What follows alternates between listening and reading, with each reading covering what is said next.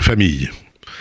En 1967, le philosophe Michel Foucault a écrit un livre intitulé Les mots et les choses, et qui commence par une extraordinaire évocation d'une encyclopédie chinoise qui classe les chiens. Et dans cette encyclopédie chinoise antique, les chiens sont classés de la manière suivante. Il y a les chiens qui sont assis à côté de l'empereur, il y a les chiens dessinés avec des pinceaux à poils ras, il y a des chiens dessinés avec des pinceaux à poils longs, il y a des chiens qui eux-mêmes ont des poils longs, etc., etc., etc.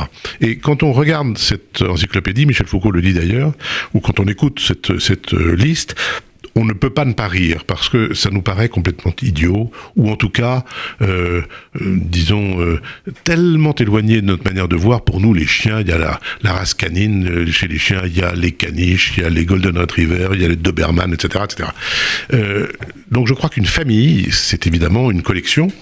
C'est une collection d'objets, une collection d'individus. Ça peut être des animaux, ça peut être des individus, ça peut être parental, ça peut être une maison. On parlait de la famille d'Autriche, la maison d'Autriche. Ça peut être la grande famille avec un parrain, les mafieux.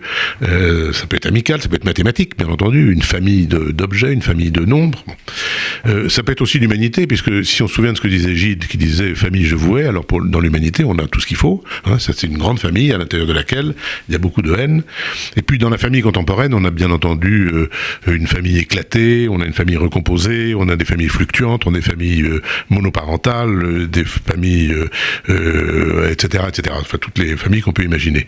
Donc je crois que si on prend la famille au sens large, on peut dire que c'est tout ce qui regroupe, ça c'est incontestable, mais sans forcément unir.